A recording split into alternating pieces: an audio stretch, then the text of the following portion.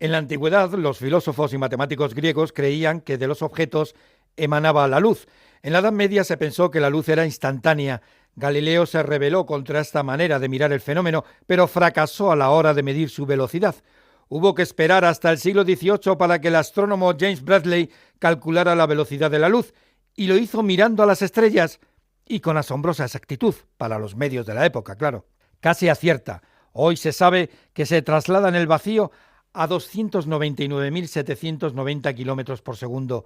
En este mundo todo se mueve a una velocidad extrema, incluidas las galaxias. La información se transmite a la velocidad de la luz y los negocios y la economía, a este paso, pues también. Lo vemos en la digitalización creciente y también en el transporte. Ahí está la OPA húngara sobre Talgo, que tampoco gusta al gobierno. Todo se acelera, incluso las multimillonarias multas de Renfe contra Talgo por los retrasos en la entrega de los trenes Abril.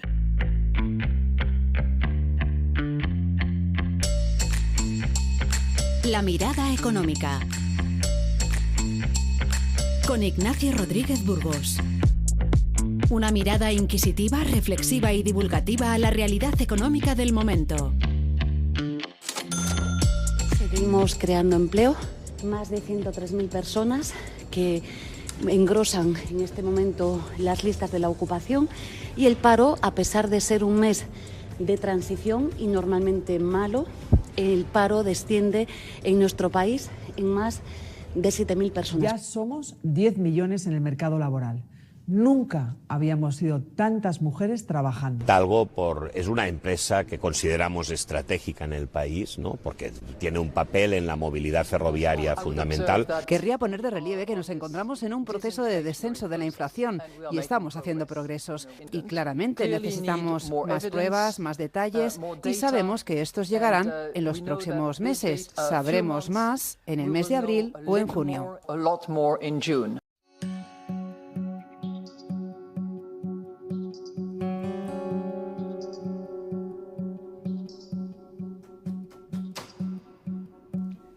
En febrero se crearon casi 104.000 empleos y el paro descendió en 7.400 personas.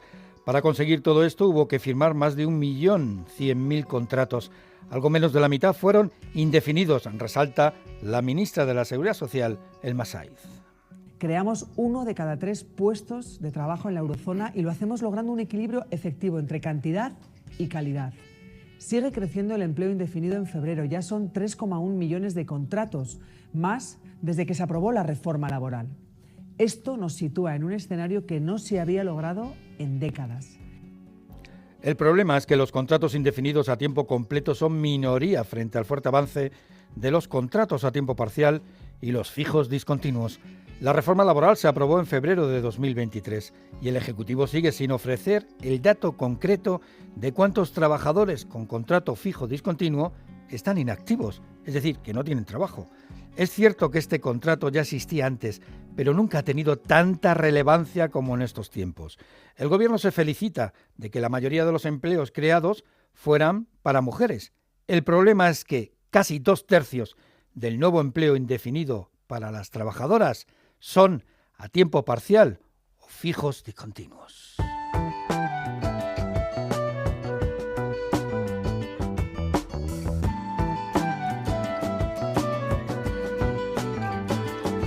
Joaquín Pérez, secretario general de USO, la Unión Sindical Obrera. Saludos, gracias por estar en este espacio de Onda Cero.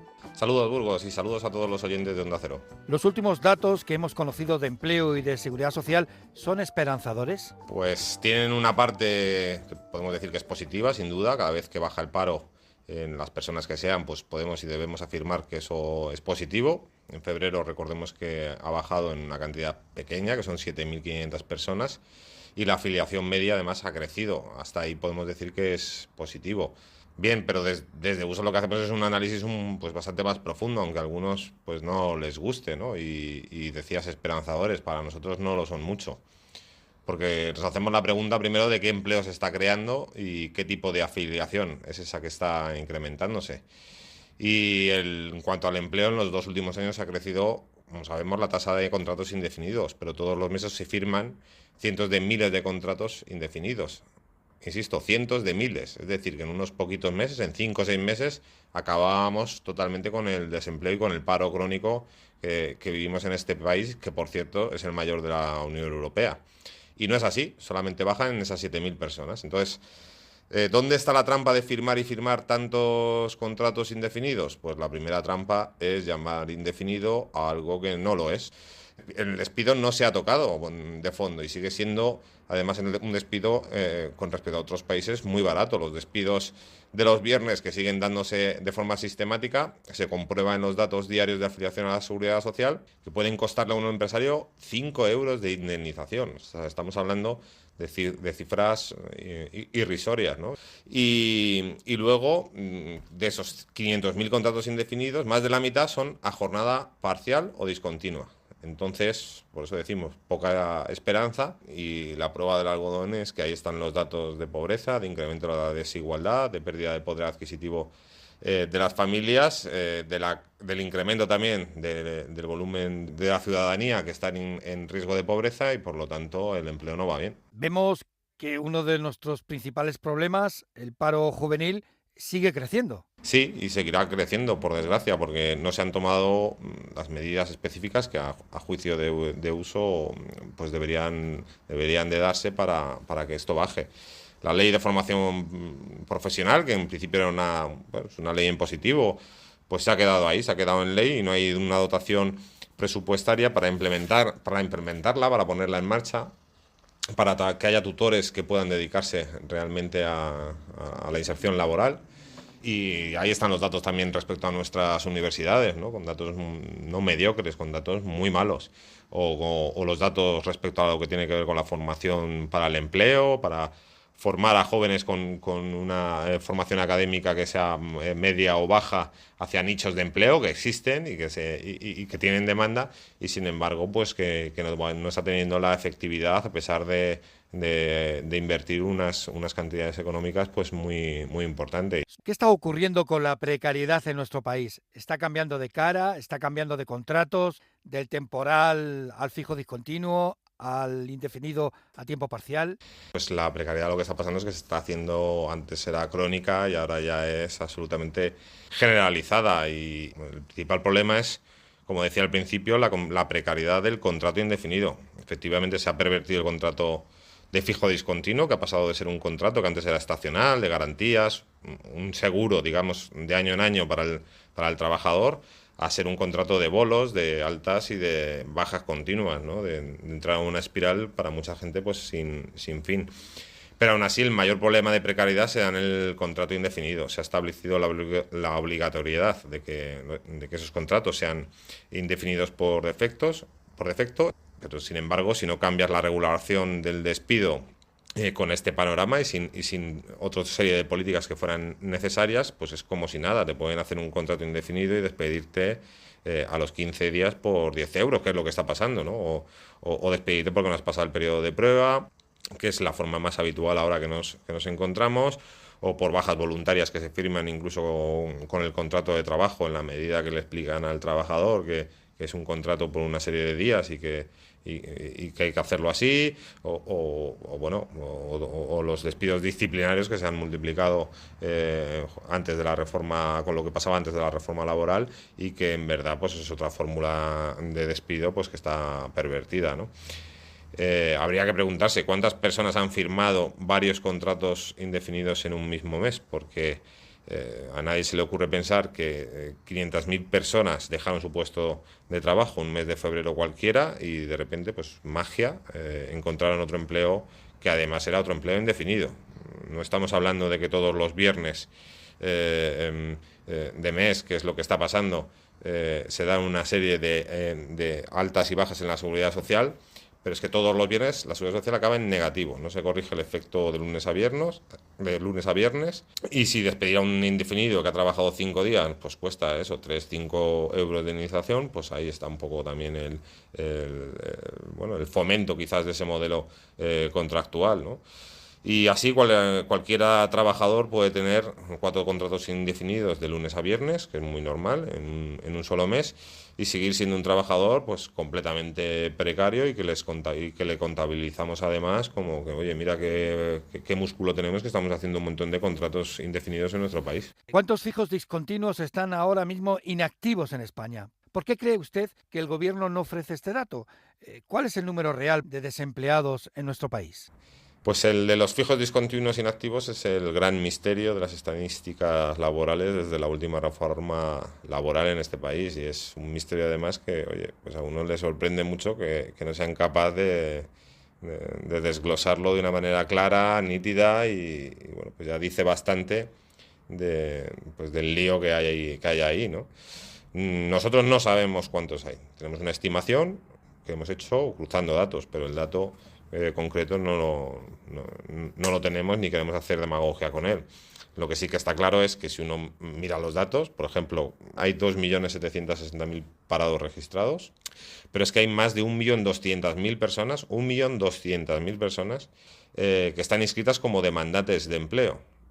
La pregunta es, ¿de verdad 1.200.000 personas con trabajo están apuntadas al paro esperando un empleo mejor, o cuando la inmensa mayoría de esas personas ni siquiera busca empleo vía servicio de empleo?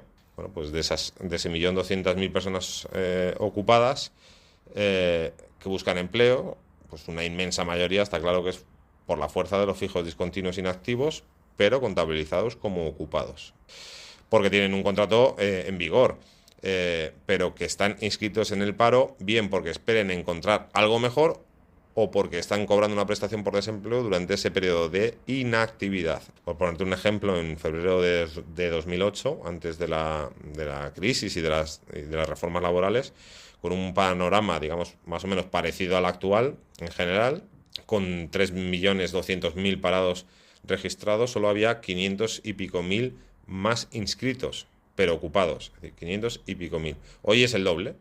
Y el cambio significativo entre ese momento y hoy ha sido el potenciar los contratos de fijos discontinuos. Por lo tanto, hoy pues para una inmensa mayoría de toda esa bolsa de gente, de ese 1.200.000 personas, pues ser un fijo discontinuo es ser un precario indefinido.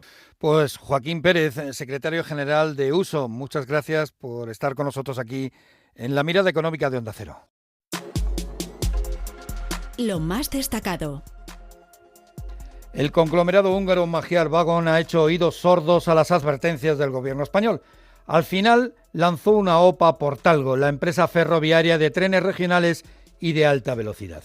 El ministro de Industria, Jordi Hereu, afirma ahora que Talgo es estratégica y apunta ya los primeros movimientos para frenar la operación. Como saben, siempre nosotros estamos en defender los proyectos industriales, en defender los puestos de trabajo, y en este sentido en la Junta de Análisis de las Inversiones Exteriores lo vamos a trabajar. Renfe irrumpe en mitad de la OPA con una sanción de 166 millones de euros a Talgo por el retraso en la entrega de los trenes Abril.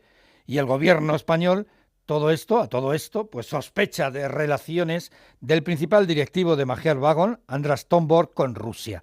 Están más claras sus vinculaciones con el ejecutivo húngaro de Viktor Orbán. No en vano, Orbán fue asesor del primer ministro húngaro hasta 2002. Y detrás de Magyar Wagon está también, con el 40% del capital, el fondo estatal húngaro Corvinus. Vamos, una especie de SEPI húngara. En el lado de Talgo, sus principales accionistas son el fondo Triatlantic, heredero de las participaciones industriales de Lehman Brothers. También está la familia Oriol e Inversiones Torreal, de Juan Abelló. Y ellos están por la labor de vender. Otro problema para el gobierno de Pedro Sánchez es que quien quiere comprar Talgo no es una empresa de fuera de la Unión Europea, es una compañía comunitaria. Al final, ya veremos, Bruselas entrará en el caso. Lo que también tiene pinta de acelerarse son los presupuestos del Estado. El Senado, por segunda vez, con la mayoría absoluta del PP, ha rechazado la senda de déficit del Gobierno, pero este ve vía libre a las cuentas públicas al aprobarse la ley de amnistía en la Comisión de Justicia.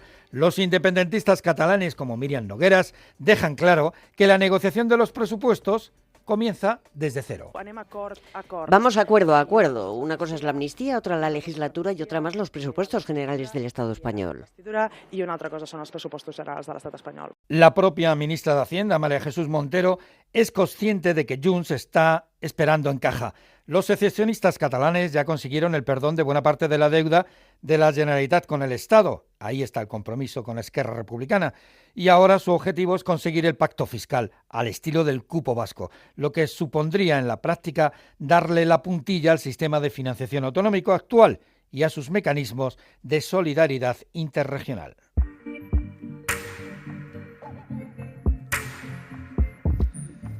En el caso español, el BBVA Research mejora las previsiones de crecimiento para nuestro país, pero a la vez, en Europa, el Banco Central empeora las suyas, sobre todo para la zona euro. El área de la moneda única solo crecerá 6 décimas este año. A pesar de este aletargamiento económico y de que la inflación se modera con fuerza, el Banco Central Europeo no cede. Lagarde no termina de fiarse, sospecha de los salarios, ahora sospecha de los salarios. Teme un repunte de los precios y mantiene los tipos de interés en el 4,5%, que es el nivel más elevado desde 2001, cuando a la vez Lagarde reconoce que se endurecen y se están endureciendo, y mucho, las condiciones para acceder a un préstamo. Las condiciones de financiación son restrictivas y las anteriores subidas de los tipos de interés continúan frenando la demanda, lo que está contribuyendo a reducir la inflación. La próxima reunión del Banco Central Europeo será en abril. Será la primera oportunidad en primavera para una rebaja del precio del dinero. La empresa.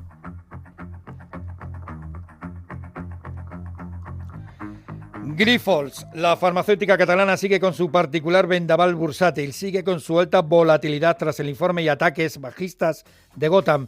Al final, Grifols presentó sus cuentas con el aval de la auditoría KPMG. Desde las profundas cimas, sus acciones se revalorizaban con fuerza. Hasta la próxima noticia. Apple. La Comisión Europea ha impuesto una multa a Apple de 1.800 millones de euros por sus prácticas anticompetitivas contra las empresas y aplicaciones musicales en streaming. Restricciones que perjudicaron, entre otras, a la europea Spotify. AENA, el gestor español de aeropuertos, uno de los más grandes del mundo, prevé que el año que viene pues van a transitar por sus aeropuertos unos 310 millones de pasajeros, que ya son pasajeros. AENA espera incrementar sus resultados un 20%, esto cuando el aeropuerto Adolfo Suárez Barajas se convierte en el cuarto aeropuerto más grande del viejo continente. Los protagonistas. Uno de los grandes protagonistas de la semana es Ángel Ron. El presidente del Banco Popular regresa a las primeras páginas de la información.